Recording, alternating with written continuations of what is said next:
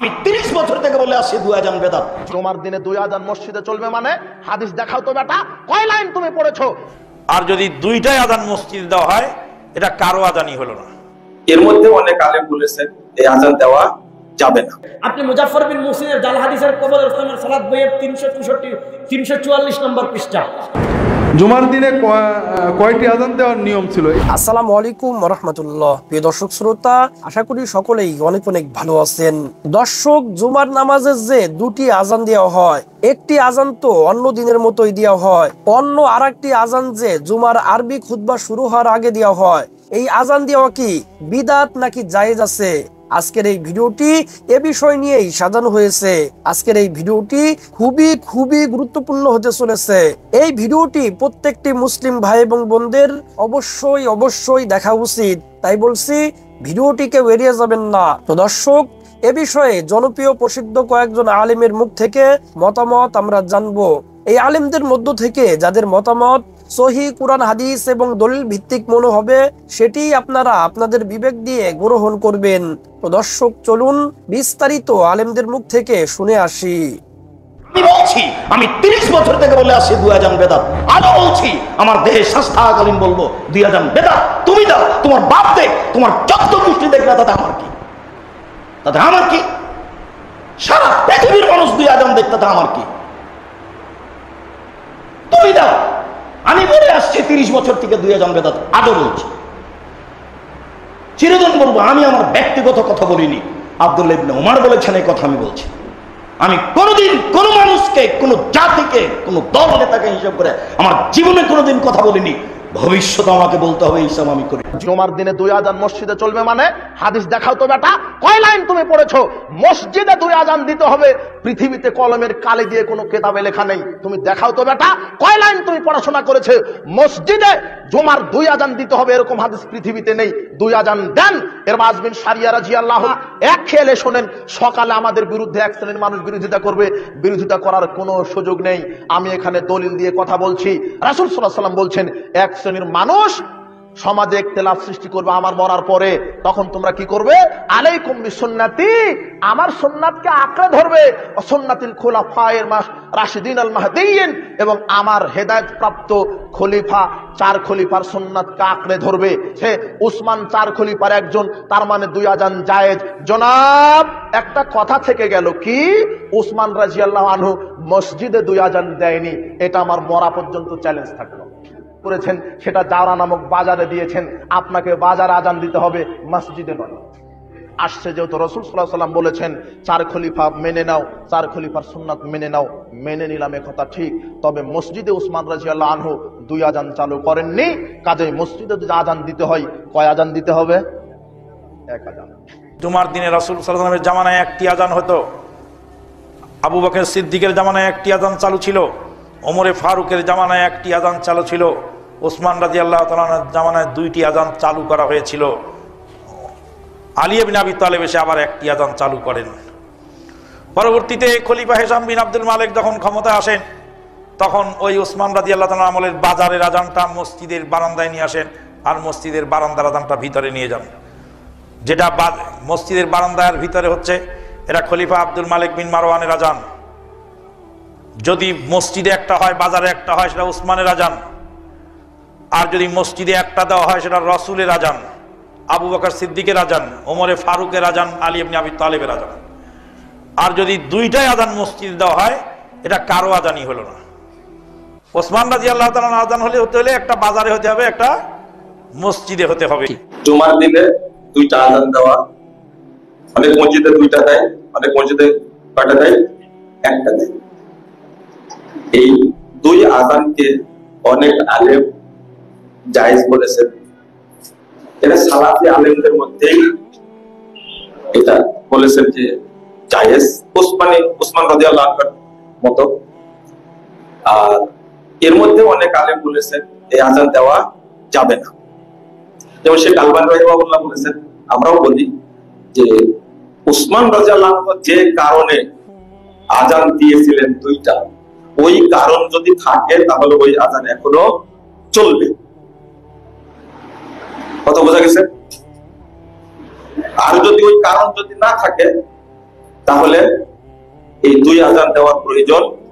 ওসমান রাদিয়াল্লাহু প্রচলিত জুমার দ্বিতীয় আজানের বর্তমান সময়ে প্রয়োজন আছে? রাসূলুল্লাহ সাল্লাল্লাহু আলাইহি ওয়াসাল্লাম থেকে প্রমাণিত জুমার এক আজান বর্তমান সময়ে যথেষ্ট নয়। ওসমান রাদিয়াল্লাহু আনহুর এই সুন্নতটি সারা বিশ্বে আছে, এখনো আছে, আরব দেশেও আছে, মুসলিম নবীতেও আছে, মক্কাতেও আছে। এইটা হচ্ছে আলাইকুম বিসুন্নতি ওয়া সুন্নাতুল খুলাফায়ে রাশিদিন আল মাহদিয়িন আদু আলাইহি বিন নওয়াজির। তোমরা আমার সুন্নত গ্রহণ করো, আমার খলিফাদের সুন্নত গ্রহণ করো। সেই হিসাবে এই সুন্নতটি সুন্নত ওসমানিয়া হিসেবে থাকবে। এটা গ্রহণ করলে কোনো সমস্যা নেই, এটার প্রয়োজন পুড়িয়ে যায় নাই। বর্তমান মানুষের মধ্যে এখনও দ্বিতীয় আজান আগে প্রথম আজান হলে হুঁশ হয়, তাদের মধ্যে খবর আছে আজান হয়েছে, দোকান বন্ধ করি, অজু করি। আপনি দ্বিতীয় আজান দিয়ে শুরু হলে তো তখন খুতবা শুনতে হবে আপনাকে। এই জন্য অবশ্যই সেটার প্রয়োজন রয়েছে। আমি মনে করি এটা থাকা দরকার আছে, এবং এখনও আলহামদুলিল্লাহ সারা বিশ্বে আছে। দুই এক জায়গা ব্যতীত বেশিরভাগ জায়গা যেটা আছে এই সুন্নাহ ওসমানিয়া থাকবে। সুন্নাহ ওসমানিয়া, সুন্নাহ ওসমানিয়া, সুম্মা উমরিয়া, সুম্মা আলিয়া এবং সুন্নাত আবু বকর, সবগুলি গ্রহণযোগ্য। এগুলির মধ্যে কেউ কোনো রকমের ছ্যাদ ফালতে চেষ্টা করবেন না। এর অর্থ হচ্ছে এগুলি আমাদের জন্য একটা বিরাট একটা কি মনে রাখবেন মাধ্যম, যেগুলোর মাধ্যমে আমরা দেখাইতে পারি যে রসুলের নির্দেশকে আমরা পালন করি। রসুল বলছে এদের কথা শুনতে, আমরা এদের কথা শুনছি। এই জন্য নয় যে ওসমান আবু বকরের জন্য, রসুল বলছে শুনতে, এই জন্য শুনছি। রসুল বলছে এদের কথা শুনতে, আমরা আমাদের পূর্বপুরুষদের সম্মান করি, সালাফদের সম্মান করি, তার প্রমাণ হচ্ছে এটা। এই জন্য অবশ্যই এই সুন্নতটা জারি রাখবেন। আমি অনুরোধ করবো এই সুন্নতটা বাড়াবাড়ি করবেন না, এর মধ্যে অনেক ফায়দা রয়েছে। অধিকাংশ মানুষই প্রথম আজানের হুঁশ হয় যে আমার এখন বন্ধ করা দরকার। আলহামদুলিল্লাহ, জুমার দিনে দুইটা আজান কেন, এটার উত্তর হলো জুমার দিনে নবী সাল্লাল্লাহু আলাইহি ওয়াসাল্লামের সময় একটাই আজান হতো, তো এখনও জুমার আজান একটাই, মূলত জুমার আজান একটাই। আর একটা জুমার আজান না, ওইটা জুমার প্রস্তুতির মূলক আজান, ওইটা হলো জুমা সালাতের জন্য প্রস্তুতি নেওয়ার জন্য আজান। ওসমান রাদিয়াল্লাহু তাআলা আনহুর খেলাফতকালে যখন দেখা গেল যে জুমার আজান হইলে জুমার আজানের সাথে সাথে খুতবা শুরু হতো, তো অনেক সাহাবী বা অনেক মুসলিম তখনও এসে পৌঁছতে পারতেন না, খুতবা শুরু হয়ে যেত। তো এই জন্য ওসমান রাদিয়াল্লাহু তাআলা আনহুর সময় সিদ্ধান্ত হলো যে এখানে পাশে একটা বাজার আছে জাওরা, ওই বাজারে একটা আজান হবে, ওই আজানের পরে সবাই প্রস্তুতি নিয়ে মসজিদে চলে আসবে। তাহলে দ্বিতীয় আজানটা মানে জুমার আজানটা হইলেই আর কারো খুতবা মিস হওয়ার সম্ভাবনা নাই। তো যেহেতু খোলাফায়ে রাশেদিনের আমলে এটা চালু হয়েছে, এই জন্য এটা বেদাত হবে না। কারণ নবী সাল্লাল্লাহু আলাইহি ওয়াসাল্লাম আলাইকুম বিসুন্নতি ওয়া সুন্নাতিল খুলাফায়ে রাশেদিন আল মাহদিয়িন, আমার সুন্নত এবং খোলাফায়ে রাশেদিনের সুন্নত। এই জন্য খোলাফায়ে রাশেদিনের 30 বছরে যত বিষয় চালু হবে এগুলো বেদাত না। এটা নিয়ে যে কেন ইখতিলাফ হচ্ছে আমি বুঝি না। উসমান ইবনে আফফান রাদিয়াল্লাহু তাআলা আনহু কি বেদাত করেছিলেন আজানুজ জাওরা দিয়ে? বুখারীর হাদিস, বুখারী কি বলেছেন? বাবুন বিদআতিস সাহাবা, এভাবে বলছেন নাকি? ইন্না লিল্লাহি ওয়া ইন্না ইলাইহি রাজিউন। খুবই গর্হিত কাজ। উসমান ইবনে আফফান রাদিয়াল্লাহু তাআলা আনহুর অতিরিক্ত আযানকে বেদাত বলা অত্যন্ত গর্হিত কাজ। বুঝতে পেরেছেন? রাসূল সাল্লাল্লাহু আলাইহি ওয়াসাল্লামের যুগে একটাই আযান ছিল, এটার উপরে ইক্তেফা করা জায়েজ আছে। উসমান ইবনে আফফান রাদিয়াল্লাহু তাআলা আনহুর সময় আরেকটা আযান অ্যাড হলো, আযানুজ জাওরা বলা হয়, এটাও দেওয়া জায়েজ আছে। আমাদের অনেক ভাইয়েরা মাশাআল্লাহ মহব্বত করি তাদেরকে, তারা শুধু নবীর সুন্নত আঁকড়ে ধরে, কিন্তু নবী এটাও বলছে খোলাফায়ে রাশেদার সুন্নতটা আঁকড়ে ধরতে হবে। এই জায়গাটা কেন আঁকড়ে ধরি না ভাই? যেমন জুমার আজান দুইটা, একটা নবীর সুন্নত আর একটা হযরত ওসমান গনির সুন্নত। হযরত ওসমানের সুন্নত যে ধরতে হবে এটাও তো নবী বলে দিলেন। নবী তো বললেন আমার সুন্নত আঁকড়ে ধরো, আর আমার খোলাফায়ে রাশেদা, হেদায়েত প্রাপ্ত খোলাফায়ে রাশেদা, তাদের সুন্নত আঁকড়ে ধরো। খলিফার মধ্যে হযরত ওসমান আসেনি, হযরত ওসমানের সুন্নত আল্লাহ রাসূল আঁকড়ে ধরতে বললেন। এই জন্য আমরা ঝগড়া করবো না। দুই আজান সুন্নাহ, এটা ঝগড়ার বিষয় না, এটা বুঝার বিষয়। আল্লাহ আমাদেরকে বুঝার তৌফিক দান করুন। জুমার নামাজের আজান নিয়েও আমাদের দেশে আজকাল বিতর্ক হয়। আল্লাহ তাআলা মাফ করুক, আমরা বিষয় খুঁজে পাই না। কত মীমাংসিত চূড়ান্তভাবে প্রমাণিত বিষয় নিয়েও আমরা অযথা বাড়াবাড়ি, গন্ডগোল, ফাসাদ এবং টানাটানি এবং মতপার্থক্য করি। জুমার আজান নবী করিম সাল্লাল্লাহু আলাইহি ওয়াসাল্লামের সময় একটা ছিল, সে আজানটা ছিল খুতবার আগের যে আজানটা। এটা যেহেতু পরবর্তীতে মুসলমানদের সংখ্যা অনেক বেড়ে গেছে মদিনাতে, এবং প্রচুর পরিমাণ মুসলমান হওয়ার কারণে ওই আজান শুনে মানুষ জুমাতে আসতে পারতো না, সেজন্য খলিফাতুল মুসলিমিন, ইসলামের তৃতীয় খলিফা উসমান ইবনে আফফান রাদিয়াল্লাহু তাআলা আনহু, তার শাসন আমলে তিনি যখন খলিফা হয়েছেন, তিনি জুমার প্রথম আজান চালু করেছেন। এবং তিনি যেটা চালু করেছেন সমস্ত খলিফা এবং অন্যান্য খোলাফায়ে রাশেদা যারা ছিলেন তারা সবাই এটাতে সম্মতি দিয়েছেন। সে আজানটা হলো খুতবার আর অনেক আগে, যেটা আমাদের দেশে প্রথম আজান যেটা আমরা দেই জুমার দিন। তো এই আজানটা একটু দূরে উঁচু জায়গা দেওয়ার নির্দেশ করেছেন তিনি, যাতে করে সবাই জানতে পারে আজকে জুমার দিন। এই জন্য অনেক আগে থেকে এখানে আজান দেওয়া হচ্ছে, মানুষ যাতে দূর দূরান্ত থেকে আসতে পারে। তখন তো মাইক ছিল না। এই আমলটা যেহেতু সাহাবীরা সবাই মেনে নিয়েছেন এবং অন্যান্য খলিফা, পরবর্তী খলিফা আলী রাদিয়াল্লাহু আনহু মেনে নিয়েছেন, সমস্ত সাহাবায়ে কেরাম কেউ কোনো প্রশ্ন তোলেন নাই। অতএব আজকের যুগে যদি কেউ প্রশ্ন তোলে তাহলে বুঝতে হবে সে সাহাবীদের চাইতে দিন 1 ইঞ্চি বেশি বুঝছে। নবী করিম সাল্লাল্লাহু আলাইহি ওয়াসাল্লাম বলেছেন, আমার পরে তোমরা আবু বকর ওমরকে খুলাফায়ে রাশিদাকে অনুসরণ করবে। ফালাইকুম বিসুন্নতি ওয়া সুন্নাতিল খুলাফায়ের রাশিদিনিল মাহদিয়িন, তোমরা আমার সুন্নাহকে অনুসরণ করবে, খুলাফায়ে রাশিদের সুন্নাহ অনুসরণ করবে।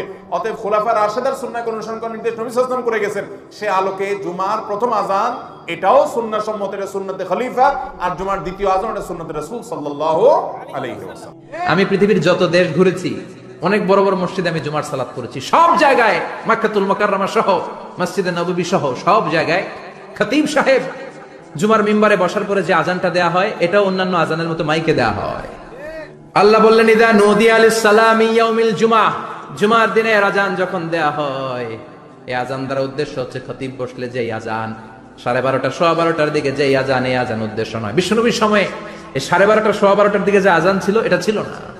বিশ্বনবীর সময় ছিল না, আবু বকরের সময় ছিল না, সাইয়েদনা ওমর ফারুকের সময় ছিল না। এটা চালু হয়েছে সাইয়েদনা উসমান যুন নুরাইনের সময়। তখন মদিনাতে মানুষের সংখ্যা অনেক বেড়ে গিয়েছে, লোকজন আর জায়গা হয় না, মুসল্লিতে ঠাসাঠাসি।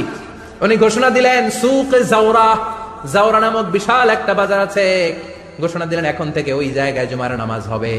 মানুষ যেন আগ থেকে প্রস্তুতি নিয়ে আসতে পারে, এজন্য জাওরা নামক বাজারে উনি আর একটা আজান দেওয়ার প্রচলন করলেন। সুবহান। সেখান থেকে আজ অবধি আমরা এই অতিরিক্ত আজানটা দিয়ে থাকি।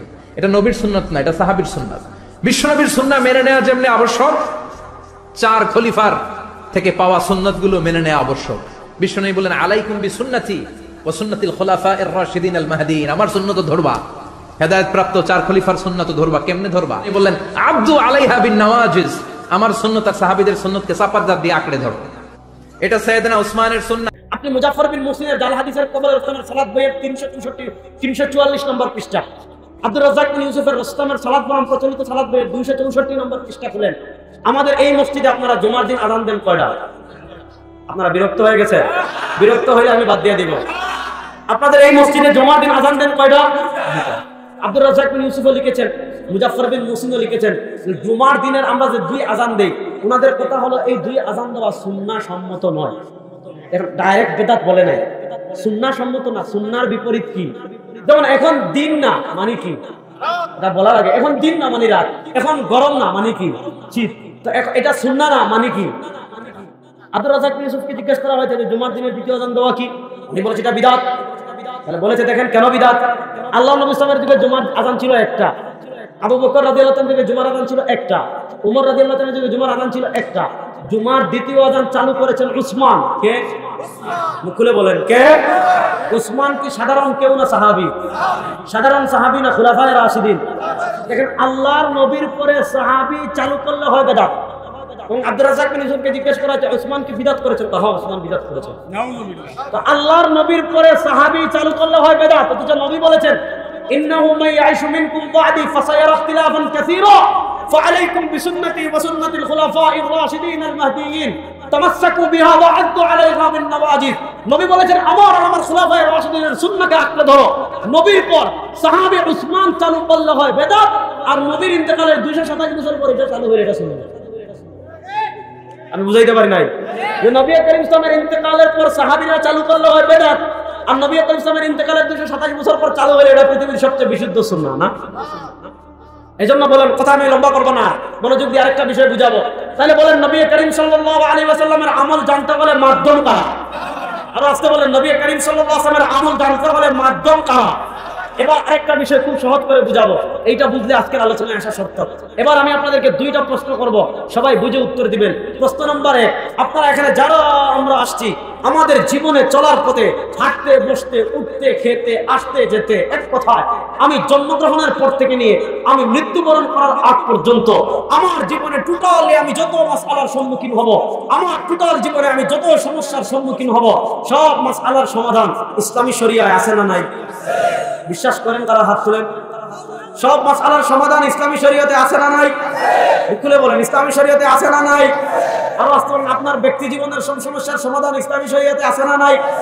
আপনার পারিবারিক জীবনের সব সমস্যার সমাধান ইসলামী শরীয়তে আছে না নাই? আপনার ব্যবসায়িক জীবনের সব মাসআলার সমাধান ইসলামী শরীয়তে আছে না নাই?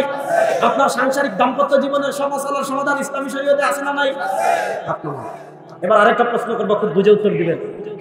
যে আমার জন্মগ্রহণ করার পর থেকে নিয়ে আমি মৃত্যুবরণ করার আগ পর্যন্ত আমার টোটাল জীবনে আমি যত মাসআলার সম্মুখীন হব, এগুলার সমাধানের জন্য আমার কোনো হুজুরের কাছে যাওয়া লাগবে না, কোনো শায়েখের, বুঝেন, কোনো শায়েখেরও কাছে যাওয়া লাগবে না, কোনো আল্লামার কাছে যাওয়া লাগবে না, কোনো মুফতির কাছে যাওয়া লাগবে না, কোনো মুহাদ্দিসের কাছে যাওয়া লাগবে না, কোনো শায়েখের কাছে যাওয়া লাগবে না, কোনো ইসলামিক স্কলারের কাছে যাওয়া লাগবে না। আমার টোটাল জীবনে আমি যত মাসআলার সম্মুখীন হব সব আমি নিজে নিজে, আমার এত যোগ্যতা আছে, আমি নিজে নিজে কোরআন সুন্নাহ রিসার্চ করে সব মাসআলার সমাধান বের করতে পারবো। এরকম কে কে আছেন? হাত তুলেন। তুই পারবি? আচ্ছা, এবার বলেন, আমাদের জীবনের সব মাসআলা আমরা কোরআন সুন্নাহ রিসার্চ করে বের করতে পারবো?